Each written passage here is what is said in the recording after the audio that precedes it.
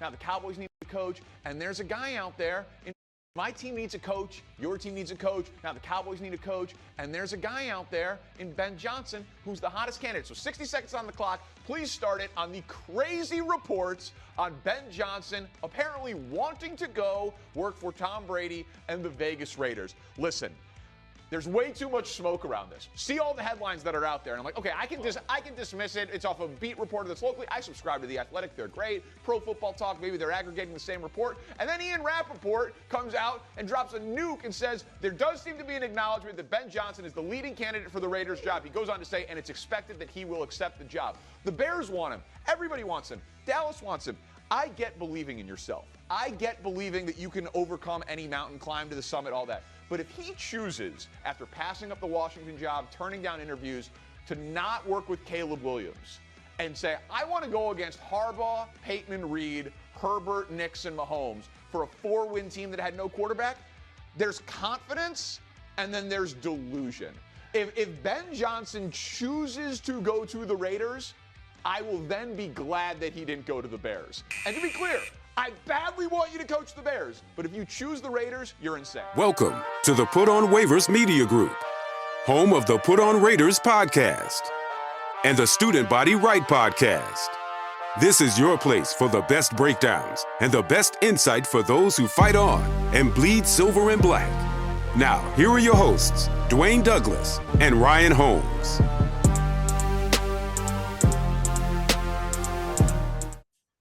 And welcome everybody to the glorious episode of the Put On Raiders podcast. I'm your host, Dwayne Douglas, along with Ryan Holmes, and we are podcasting on the beautiful shores of the Pacific Ocean. Beautiful day out here in Southern California. PORSPR is my Twitter handle. I just want to continue to shout out the firefighters and everybody who's doing their due diligence to help these wildfires calm down. There is an app you can download called Watch Duty. It kind of gives you an opportunity to see like where all the fires are in California, and they also give you a percentage of how they are contained as well too. So Watch Duty is an app I'd recommend. So if it does affect you, they have all different graphs and everything like that as well. So hopefully everybody is okay. And again, for a lot of folks, it's going to take forever for them to get back to where they were. So my heart, I think Ryan and I both hearts go out to them as well. As far as that goes. Ryan, how you doing today? I'm doing good. Yeah. And the fires, they're all around me. And luckily nothing really got within like 20 or 30 miles where I'm at. So I was fortunate. I lost power for a few days. I thought I was going to lose it again a second time, but fortunately that didn't happen. But yeah, it's devastating. These winds kicking up 80 to 100 miles an hour. 100%. Embers go miles when it's doing that. Yes, it does. It's really hard to stop. And it does look like arson was part of it too, which is scary as well. People just going out there and deciding to start some of these fires when you have winds that are basically hurricane strength winds. Yep. And also, I think, arson is a horrible crime. And also, what is a horrible crime is for the folks who dressed up like firefighters just to loot people's houses. I saw that as well too. I had to double check to make sure it was true because how Twitter can be. Not always the best source of information, if you will. But yeah, so yeah, stay safe. Do what you gotta do. If you got family out there, God bless you guys. As far as that goes, the Raiders. Maybe this is what it feels like to when it was like prime Patriots, right? Where everybody hated you for stuff you were doing, because I've never seen this much vitriol towards the Raiders for possibly, because it's not perfect. It's not like, it's not etched in stone how they're getting Ben Johnson, but whether it's Josina Anderson, whether it's Adam Schefter, they are just like coming for the Raiders, and they do not want this coach to go here. Like I saw Michael Florio. I think you might have sent it to him. Like it's going to ruffle some feathers in the league if the Raiders get Ben Johnson. The Raiders have complied with everything as far as coaching goes and everything like that. I don't understand what the whole issue is, and if it's Brady, does Brady really bring that much gravitas to a situation where people are just really pissed off that he's involved? Well, first of all, we have to find out how much say Brady really has, because he needs to get this across the goal line. The Raiders are at like the 5-yard line. Yeah. But we still know how the Raiders are in the low red zone. They still need to figure out how to score a touchdown here and not kick a field goal. Exactly. I'll be the first one to get on here and say I was completely wrong, because I've got on this podcast several times in the last month and a half and said they don't have a chance at Ben Johnson. Yeah. Ben Johnson's not coming. And I'll gladly be wrong if he does come. Yes. When I gave my top 6 candidates, he was number 1. And I kind of skipped over it and said, look, I don't think he's coming. But it does appear that Tom Brady has some influence and had to talk him into coming. That kind of scares me a little bit, that like Ben Johnson didn't say yes, so Brady had to talk him into it. But when you start hearing the people that do think he's coming, and you start hearing Ian Rappaport, and you start hearing other reporters, national reporters saying, this is more than Mark Davis, this is Tom Brady's influence. This is the other owners that recently brought in that are willing to put the money out there and stand behind let's call it not a rebuild here, but kind of like basically let Ben Johnson put in place a program and have patience and ride this thing out for 4, 5, 6 years and not panic after a season and a half. Mm-hmm. He's got to have some commitment from those other owners that there's money involved here, and they will go out and do whatever Ben Johnson wants to do. And I do think we saw this period where it was like he interviewed, I think, on a Friday. And then we saw Saturday, all the reports were that the Raiders were enamored with Ben Johnson, and Ben Johnson was enamored with the Raiders. And we saw nothing but flowers for 2 days. And then all of a sudden, we get into this week, and it's like the media is now trying to go the other way. The fans are losing their minds of other organizations. Bears fans are besides themselves that Tom Brady is allowed to do the Commanders-Lions games this week. They have no idea what restrictions that he has on him. From the NFL, being a minority, he's not going to practice. He's not going into the facilities. If he goes down to the field before kickoff and says hello for 10 minutes, and that is not going to be the reason why Ben Johnson takes the Raiders job. So I don't know why these fans are so caught up in it. Mm-hmm. The Bears have been a train wreck for years. The Raiders have been a train wreck for years. The Jaguars have been a train wreck for years. It's not like he's sitting out there. And I know a lot of people are now saying, well, he turned down the Commanders job. Why would he take the Raiders job if he didn't want that job? The Commanders or Redskins were a disaster for years until they were able to get Jaden Daniels. So it's not like people are acting like he's a college coach turning down Alabama and USC and Ohio State to go coach at Miami of Ohio. Like, that's not what's going on here. So I don't understand it. I can't wait. And we're still a ways away. If the Lions win this week, we're still a couple of weeks from finding out what's going to happen here. Yeah. I truly expect the Raiders are going to go out and hire a GM within the next week or so. So the GM will be in place. But I do have a sneaky suspicion that maybe Ben Johnson gave them a name of 2 or 3 guys, and we kind of knew right away who the first 2 guys that were coming in were, and then now you're starting to see 3 more candidates that would all satisfy the Rooney Rule. I don't know if they're legit candidates or not. Hopefully they are. It sounds like the Chargers people are really mad that the Raiders are interested in interviewing Chad Alexander. And some Giants fans, I saw that they were kind of upset, like, because they know that they don't want to lose Brandon Brown because they don't really like Joe Shane. So I don't know what's going to happen here, but the Raiders, as of tomorrow, will have complied with the Rooney Rule for the head coach after interviewing Vance Joseph today and Robert Sala tomorrow. In person? And they'll have in person. And a lot of people don't understand that the Aaron Glenn interview was virtual. That doesn't count. Wow. And I tweeted out last week, like, it's amazing how many Raiders fans don't understand the rules, considering the Raiders have done this almost every year for the last 5 years. So we'll see. It's going to be really interesting to see where this goes. If you see the name Lance Newmark show up in a Raiders interview, that is a guy that's tied directly to Ben Johnson. If you say Ray Agnew. Now, this could be, and this is where I differ too. I know a lot of people are saying, what's the connection between Ben Johnson and John Spytek? This is really simple. Tom Brady cannot be at Raiders practice day in and day out. He's not going to be there. He doesn't have the time to be there. But what better way for Tom Brady to run this organization from afar than to have his buddy be the GM, who's certainly qualified? This isn't he's hiring a friend of his that has no business being a GM. This guy, John Spytek, absolutely should be a GM in the National Football League. He's had 2 interviews this year with the Titans. He's interviewed with other teams in the past, including the Raiders in 2022. But if Tom Brady is going to be on the phone every day with a new GM and kind of trying to run this as a minority owner / broadcaster, I can't think of a better way to do it than to have John Spytek be the guy who's you're calling him every day. Hey, what's going on in practice? What are we looking at on the waiver wire? What's going on with injuries? What's going on with trades? Tom Brady has a relationship. They played on the same team at Michigan. Yeah. John Spytek helped bring him to Tampa Bay. Yeah.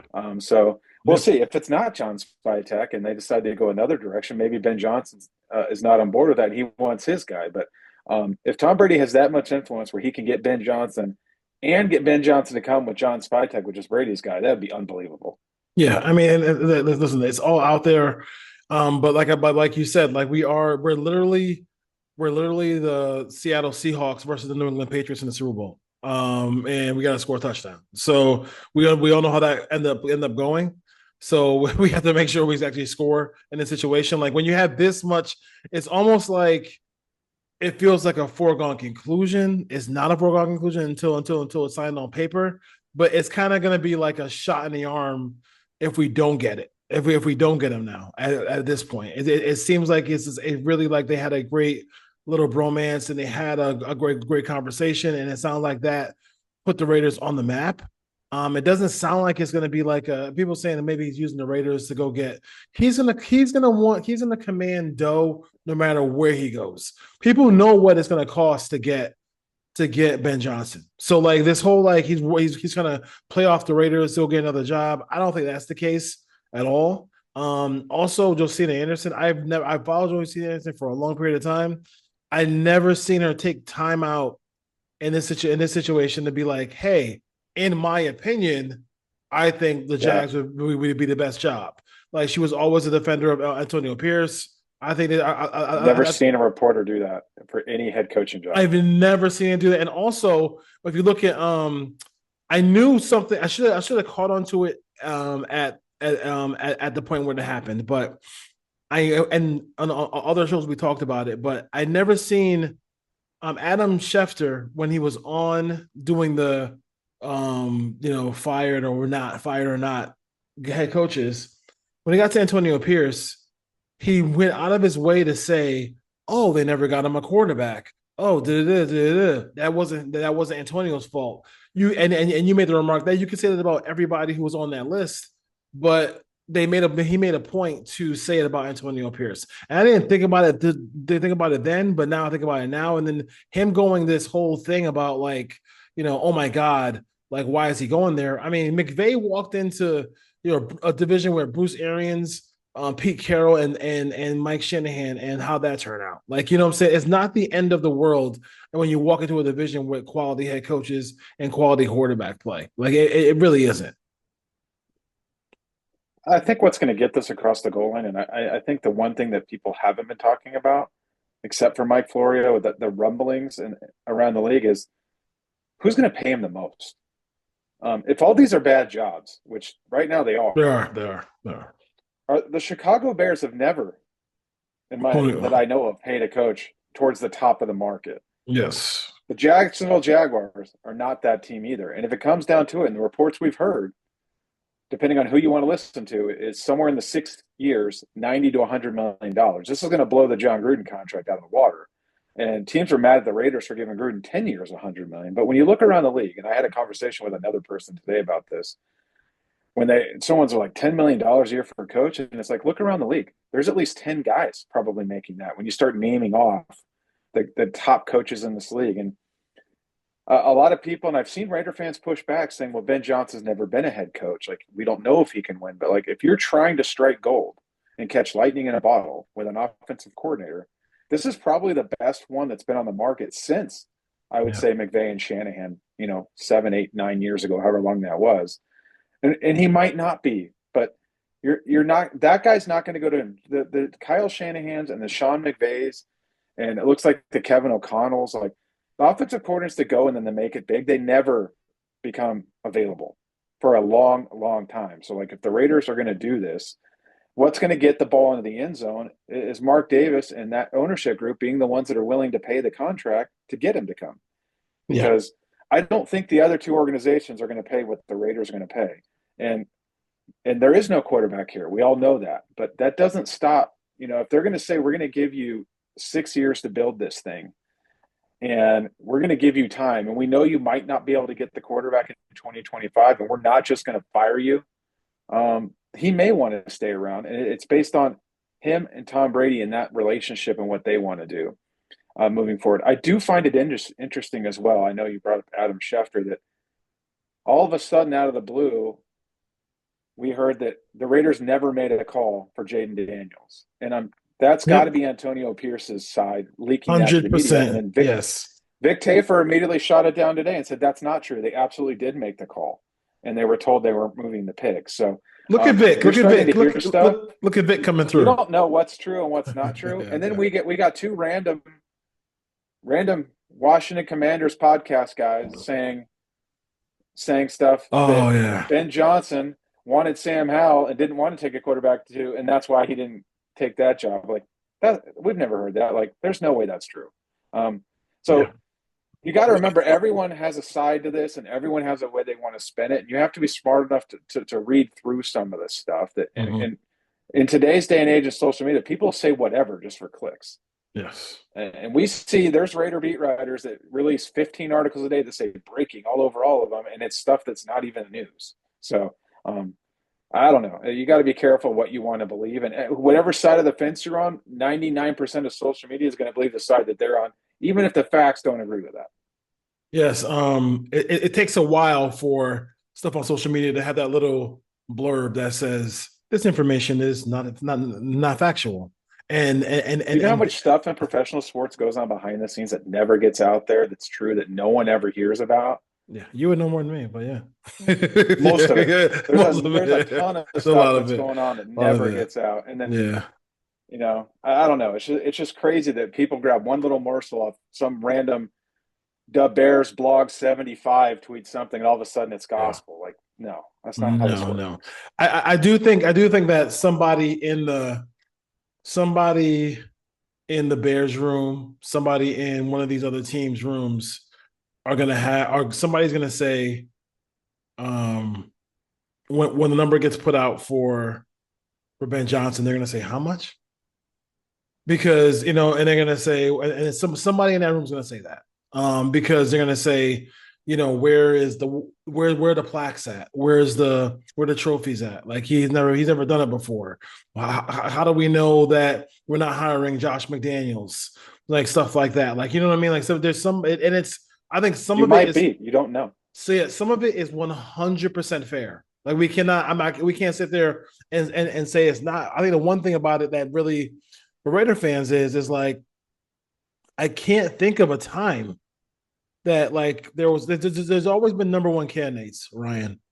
And, like, I can't think of a time where, like, we've been in the running for a number one candidate. We've always been, Al used to wait till everybody got hired and then negotiate downward towards the guy who wanted to be the head coach. But I can't think of a time where the Raiders actually had a situation where they were like, hey, you know, all the experts are saying that the Raiders are going to get the top guy on the market. In my lifetime, I can't remember that. I can't. It never happened. Because Al used to hire the young and up-and-coming guy too early. He'd hire him when the Mike Shanahan, before he was ready. Or then he would go back into Raider lore and hire Art Shell. Or then it would be, you know, Joe Bugle, an offensive line coach. You know, then it would be Tom Cable, and then it would be Hugh Jackson. And, like, the Raiders have never been in this position as far as, like, you know, maybe Gruden 2.0, but that was kind of like he was coming back to the Raiders, and that was kind of like it. Yeah. In my lifetime, I don't remember the Raiders being in the driver's seat to get the best coaching candidate on the market. And it's funny how this happened is, like, Ben Johnson was the hot name forever.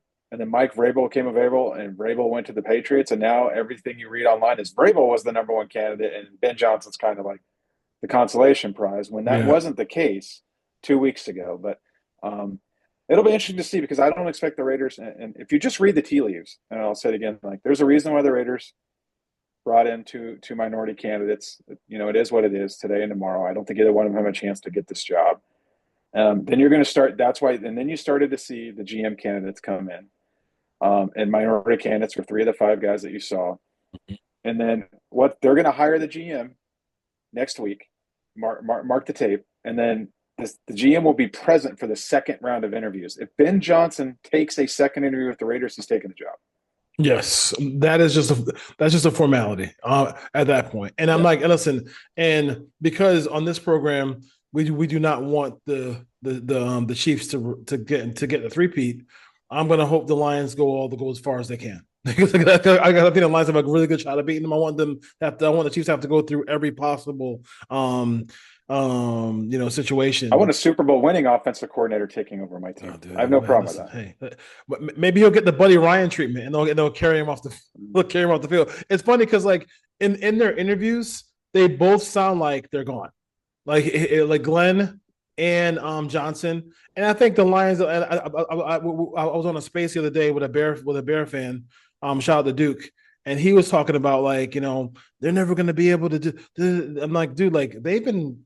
You got to give them credit. Like you didn't know Ben Johnson and Aaron Glenn when they got hired, and now they built themselves up to something. And they've been as an organization probably preparing for this for at least 2 or 3 years. Like, you know what I mean? They probably thought they were losing Ben last year. So they got one more year out of them. So we'll see what happens there. But I mean, like the game, Brady doing the game doesn't even matter. I don't think it really. No. I don't think it matters at all. For everyone that thinks the 5-minute conversation on the field is going to sway it, I got news for you. There's back channeling. There's no rules against them calling the agent. They can use intermediaries. There's cell phone parties, like yeah, like text messages. What do you want? I mean, we already know Brady is good for. Do you think NFL free agents signed the first minute of free agency and it just happened? It was the first team that called on that day. Yeah, exactly. There's stuff that goes on behind the scenes. Like it's not tampering for him to sit in the booth and call the game. Like that's absurd when people say stuff like that. Exactly. I mean, and we all know Brady is. Listen, if something's on Brady's phone that he doesn't want you to see, we all know he'll just destroy it. He'll just destroy it again. He'll put it on the tee. You know what I mean? And take a Louisville Slugger to it. A lot of fans want to know about Hendon Hooker, and if we did get Ben Johnson, would that be something that the Raiders would look at? I don't really. I mean, like I said, that's like a lot of steps down the road. I did think it was interesting that they've had a lot of blowout games, in the last couple of seasons, and I didn't see Hendon Hooker play a lot or play in those games. And I also didn't see, he has doing a lot of passes. And then this year they made sure they went out and got Teddy Bridgewater to make sure that, if something did happen to Goff for a quarter or a half or whatever, that he wasn't going to touch the field. So I think that's something that, you got to think about when you talk about Hendon Hooker possibly coming to the Raiders with Ben Johnson. Yeah, I'm looking at his numbers this year. He was 6 of 9 for 62 yards. So 9 passes. So for me, I think where the disconnect is, and a lot of Raider Nation gets excited about Hendon Hooker. Hendon Hooker turned 27 years old the other day. He's 27 years old. He's never started a game in the NFL. It doesn't mean he can't be this great story if it works out. But like you said, like if they were that confident in him that he's a franchise type quarterback, yes, you wouldn't need to go sign Teddy Bridgewater. And I know Teddy Bridgewater was inactive, but like they signed him off the streets in week 17. So the real telling story is going to be Sunday or Saturday when they play. If Teddy Bridgewater is elevated to the number 2 quarterback and Hendon Hooker becomes an emergency quarterback, they're telling you they don't want him to see the field if anything happened to Jared Goff. So, we'll use Hondo's name, but for Hondo to come out and have a podcast and say it would take a 2nd-round pick, I find that blasphemous. Like the dude's 27 and he's thrown 9 passes. Like you don't need to trade a 2nd-round pick for him. If that's the cost, let him stay in Detroit. I view it more of like he knows the system. If you can get him for a 6th-round pick and have him come in and compete, I don't know if he's better than Aiden O'Connell, to be honest with you. And like for me, I don't think either one of them is the answer. Like that can't be the end. You can't hire Ben Johnson and say, okay, we traded for Hendon Hooker, we're good to go here. So like if you want to add him to a quarterback room as a competition to maybe help the guys get up to speed on some of the concepts and let them battle in camp to make the roster. Yeah, I said make the roster, not franchise quarterback. But there's fans out there that think he's a franchise quarterback and just trade for him and you're good. Like you're compete with Patrick Mahomes. And the 4 best quarterbacks in the NFL are Patrick Mahomes, Joe Burrow, Lamar Jackson, and Josh Allen. They all reside in the AFC. That's what you're competing with. So the Hendon Hooker, even if you bring him in, doesn't move the needle at all for me. You still need to go out and get somebody else. Yeah, yeah. It's I would say now I would say it's a little rope on that. He's not the guy. Listen, we're desperate for a quarterback as well, but it doesn't mean we just throw anybody back there. You know what I'm saying? So think about that as well. So the Raiders, they interviewed Johnson, Glenn, Spagnuolo. Did they interview Todd Monken as well? No, so that's interesting. He was on the list. They requested Todd Monken, and he's interviewing with the Bears and Jaguars today and tomorrow. Yes. But we have not seen a connection to the Raiders. So he must be out. Either he didn't agree to do it, or maybe the Raiders decided to call off that one. But Todd Monken has surprisingly disappeared from the Raiders interview list. And then tomorrow is Robert Saleh and Vance Joseph. And then Joseph's today. Oh, was today? Okay. And then Pete Carroll has already done his. And it's been crickets on that one. I have not heard a thing. That's it. 6 candidates. Yeah, I've not heard anything about that one. Right now the betting doesn't odds. mean they haven't interviewed people. We just haven't heard about it. Yeah, I haven't heard about it. Yeah. And I guess plus 125 for Ben Johnson to go to the Raiders, plus 150 to go to the Bears, plus 225 to go to the Jaguars, and plus 700 to go to the Cowboys. Off the beaten path. Can't even talk to him, so I don't know how that's going to hit. Catch that one. Yeah. I mean, how talk about losing a little bit off the fastball. Like if you're, why would you do what Jerry Jones did? Unless he was just like, okay, if this doesn't work out with McCarthy, I'm definitely going to go to Dion. Because Kellen Moore or Dion. It's going to be one of those two. He waited. I know there's a slight chance of Jason Witten, but that'd be brutal. Maybe on the staff, tight ends. Yeah. I don't see him. That'd be brutal. That'd be brutal. Hang on. And I know Bears fans want to use the betting market to say like Ben Johnson's going there because he's the favorite, but until the day before Mike Vrabel took the Patriots job, he was still the betting favorite to be the Raiders coach when they weren't even interviewing him. So I wouldn't put any stock at all into the betting markets. The Cowboys are, what they did, I thought they did himself a disservice, but I think he probably thought he could get McCarthy to come back cheap again, or for a year, or just for a year. I don't want a year or two. Yeah. So I think McCarthy getting on a plane, trying to convince the Bears, who I think that listen, you can say what you want about McCarthy. It's funny that McCarthy is almost like the offensive version of Tomlin. When you look at their comparisons to their career, everything is very similar from the Super Bowl to everything, wins, all that stuff. And if you look at what he did with Dak Prescott in that offense, they were a very good offense. I think they were in the top 5 2 years in a row. Prescott's numbers were good. So if you went to Chicago, that wouldn't be awful. I know Bears fans don't want him probably because he's a Packer and stuff like that, but it wouldn't be, if you're going to get an offensive guy, that would not be an awful pick for the Bears. No, and again, these guys talk behind the scenes, so I'm sure there was conversation between Mike McCarthy's agent and teams that may be interested in the days leading up to him not going back to Dallas. So he had to have known, I can get a better deal from a different place, a longer term deal and more money. Because the way it was handled, it sounds like Jerry Jones just expected him to come back on a 1 or 2 year deal. And he was like, no, I'm not doing that. So, it's not a sexy hire because it's not this young and upcoming bright star like Ben Johnson is. It's kind of it's a third time head coach, not a second time hire. It's a guy would be getting his third opportunity, but the guy won 12 games 3 years in a row. And then this year, with a team that had no business winning, I don't know whether they won 7 or 8 games. They had no business winning that many games without a quarterback for most of the year. So he can definitely coach. Now, when you get into the playoffs, he reminds me of kind of like a quarterback that's good enough to win you 7 or 8 games and not good enough to win when it matters.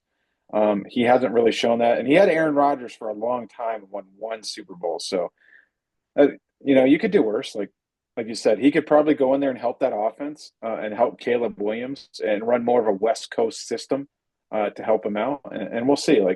They could do a lot worse. Yeah, but Yes. all the fans want the shiny new toy, and the Raider fans are the same way. We want to try to capture the next Shanahan or McVay, and that's not Yes. Mike McCarthy. It's not for the Raiders. Not for the Raiders. As far as that goes, people are making this little. You see the. I don't know if your favorite. I don't know if you're familiar with Grot or Grok, whatever that thing is on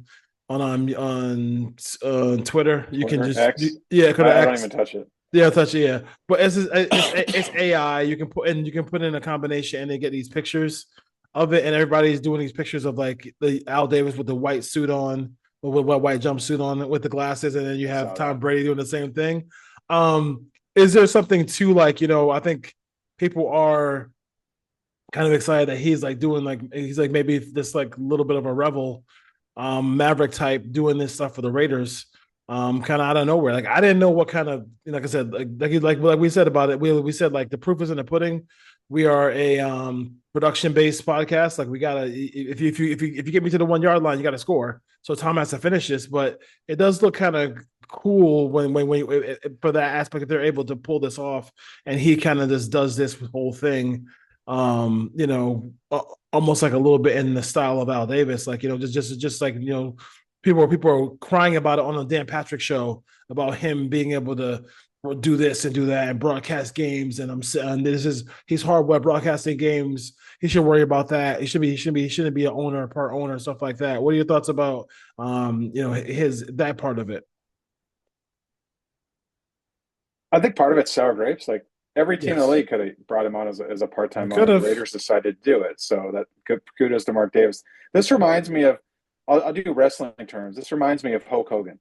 Like Hulk Hogan was the All-American guy in WWF, and he was the equivalent to the Patriots and Tom Brady, and they were always winning. And then when he went to NWO. WCW, then you saw the heel turn to NWO, and then he kind of went to the villain route.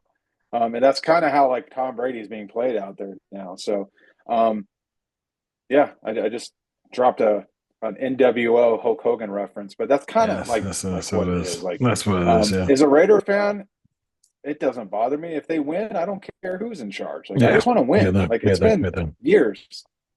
I just want to win. I just want to win. I just want to win. I mean, like they have, and I've been saying this because I talked to some Raider fans who are younger Raider fans, and it's like you got to be real, man. Like they're not going to be as patient as us, man. Like they got to start winning. Like I mean, let's our show to start showing the direction towards winning and then winning because like they're not going to sit here and just like for us for the 30, 40 years and just be like, okay, fire the coach, gonna draft poorly, all this stuff like that. They're gonna just like they're gonna have other interests. Like, I mean, this world is filled with other interests. And like I don't know if they're gonna stick it out for the Raiders. So like, listen, if Mark is doing everything he can to just kind of be hands off of football. He's an owner, so he's not going anywhere. So he's a part owner, so he's not going anywhere. So we'll see if he's able to do anything as far as that goes. A couple of ETN, a couple of draft notes. ETN is going from Georgia. Running back from Georgia is going to enter the draft. So the running backs from Penn State are staying. We talked about Did Singleton stay? I saw Allen stayed. I didn't know Singleton stayed. Singleton staying as well. This draft is loaded with running backs. I know everybody's just going crazy about the running backs as far as that goes. You're already seeing the the guy who's going up the charts now is Jackson Dart, and I'm already seeing him getting into the top three of people's quarterbacks. So we'll see how that goes. I gotta find out what his measurements are. I gotta see the workouts, everything like that, and I will do deep dives on him and see what he can do. Any other notes about the league or the Raiders and maybe some of the playoff games this weekend?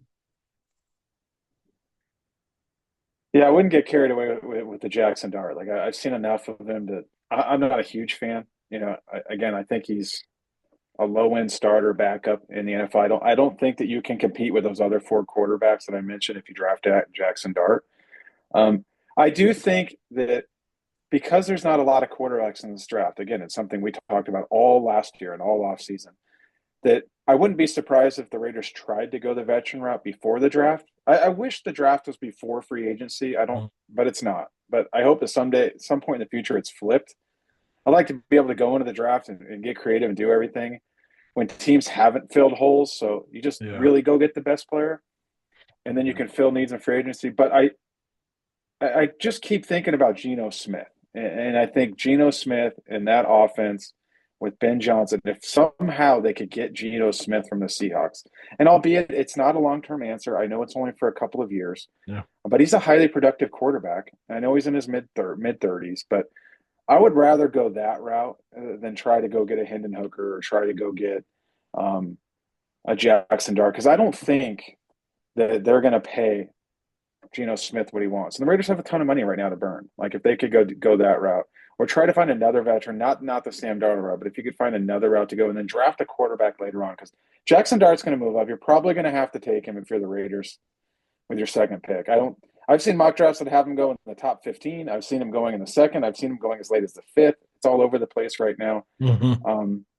I know the running back class is deep, and I did a little bit of Ashton Gentry video this week. Just kind of watched him, and I just keep seeing Emmitt Smith.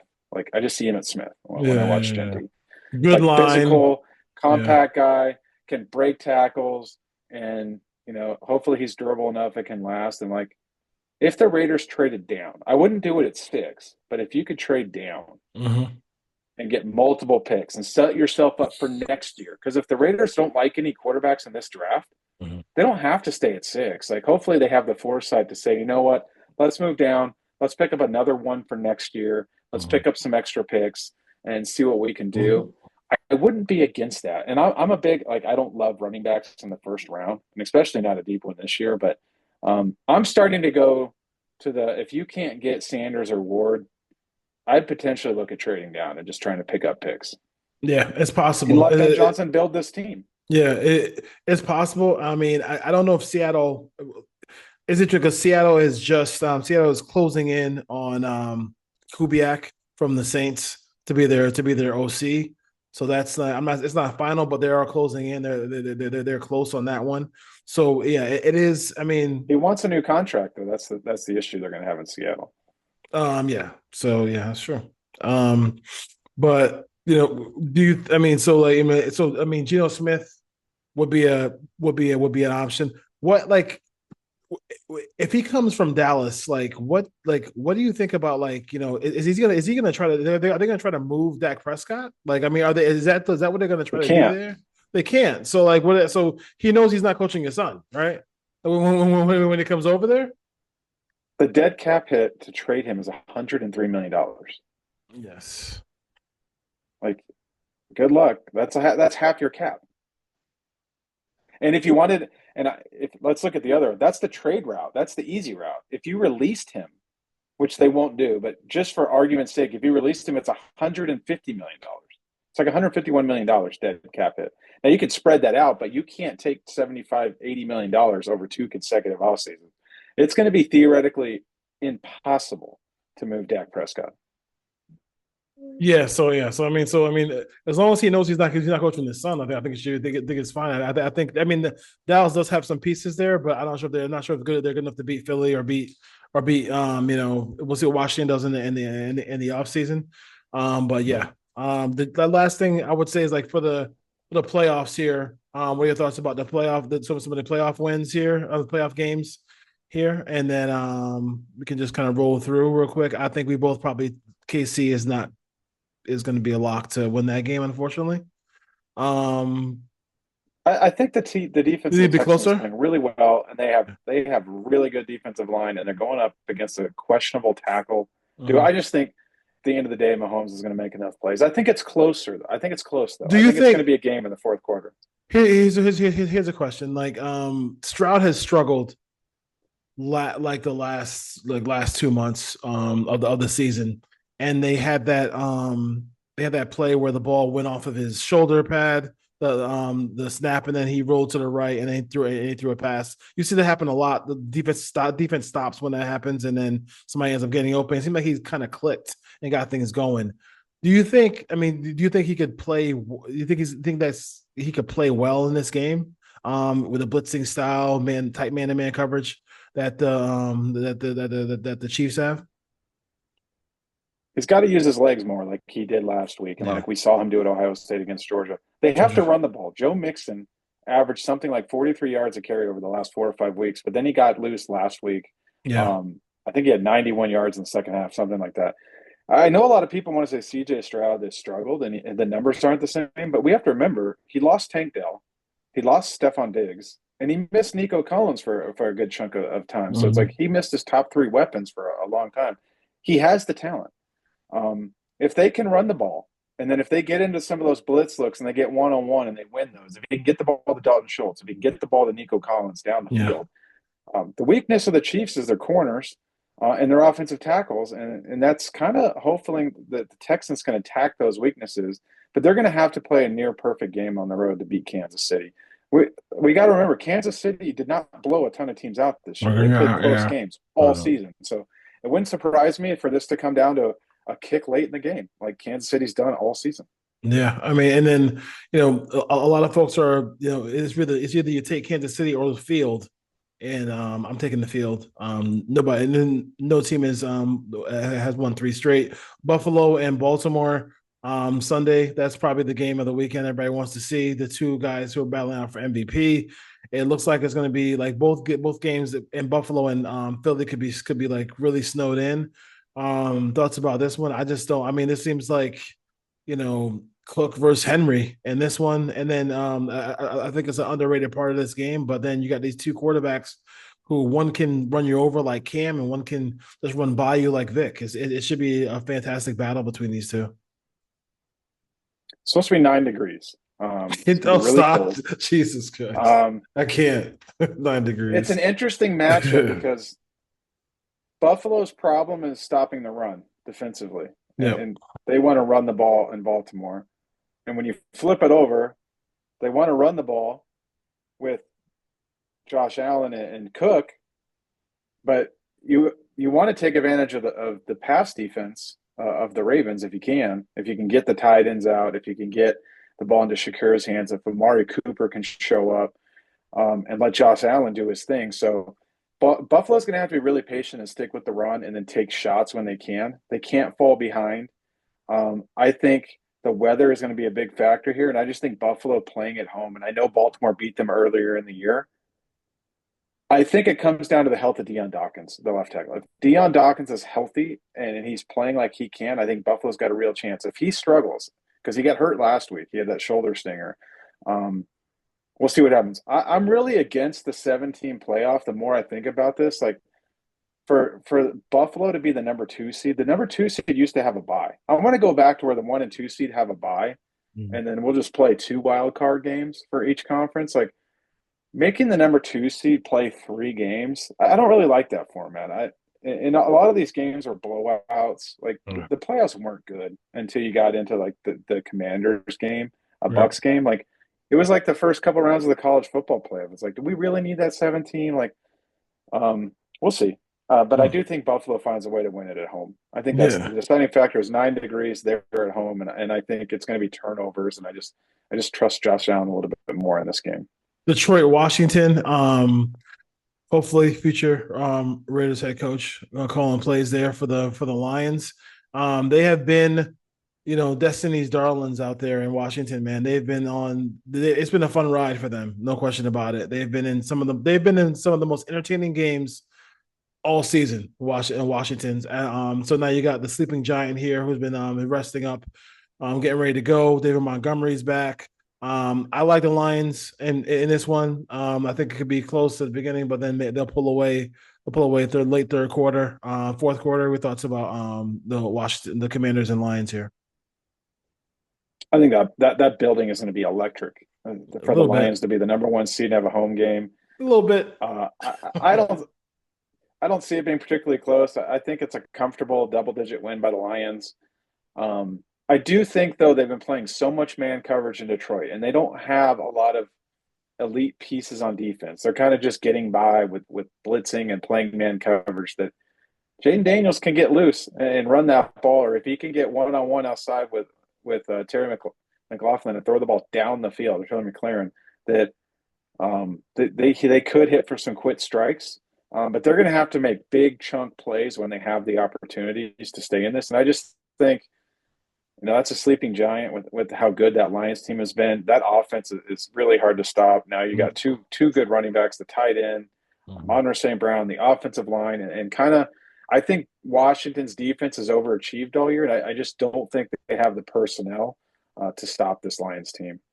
Yeah, it looks like you're going to have 80% chance of precipitation there upcoming in Philly, and the Phillies Rams game, and you got snow popping through on Sunday. So it should be fun times for the Rams to see how they battle that one. I think as the playoffs go on, I think personally Philly will start to play better. I know that I was going to give McVay a puncher's chance, but I just feel like this is going to be a really tough spot for them in Philly. Yeah, dome team played with a ton of emotion last week because of the fires and everything that was going on.